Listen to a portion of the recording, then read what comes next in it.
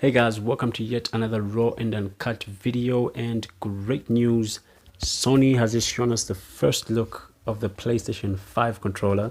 They're calling this one the DualSense controller. They've really strayed away from calling it a DualShock, but rather calling it a DualSense controller. I think the naming of this controller is inspired by the number of features that this controller can actually do. At first glance, it looks a bit bulky, I think, because of the number of sensors and the number of motors they've put into it. I know it looks a bit like the competition's controller, but hey, what the hell. I do love the white and black coordination. It sort of takes me back to just how far Sony has come with their controllers. I remember the PlayStation 1 controller being white, and the controllers that followed after that were all black when they, shipped at launch. I just love how comfortable this controller looks, and I'm really looking forward to actually holding it in my hands. I think it's going to be awesome. It does, however, remind me a lot of the Boomerang controller from the PlayStation 3. Glad this was a dev kit controller instead of the actual final product.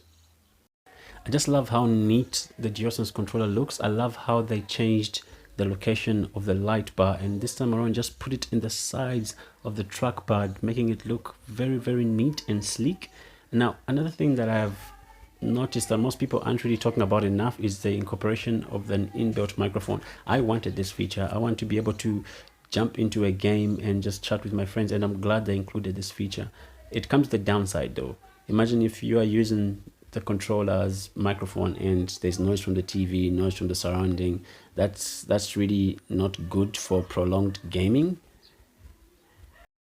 Another thing that you will notice here is that they got rid of the share button and they put something they're calling a create button.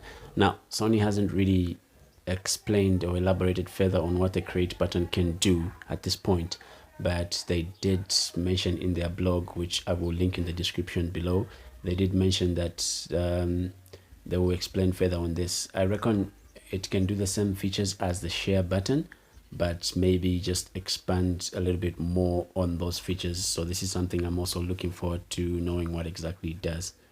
Sony goes the extra mile here by adding so many sensors in this controller so that you are able to feel the difference in textures. Imagine in Need for Speed you'd be able to feel a tarred road from a mud road, from a dusty road. I think that's really, really impressive. Another thing they really went and did was they did something called adaptive haptic triggers in the R2 and the L2 buttons.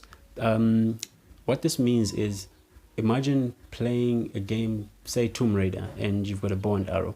Imagine pulling an arrow from your quiver and just pulling on that bow, being able to feel just how far back you can pull on that bow and arrow. And I think that's really that's an impressive feature to put into a controller. It makes you be more, you get more engaged into the game. You feel like you are in the actual game, and for me personally, that's a really, really impressive feature that I am actually looking forward to trying out. Now, Sony says the battery life of this controller is far much better than that of the DualShock 4 controller, and that's really good. But the size of this battery does not make the controller heavier.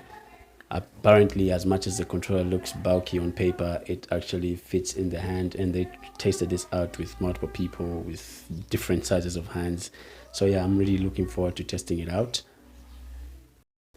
In the description below, I will also link a video that I had done a while back about what we thought the controller would look like, which was also quite an impressive design.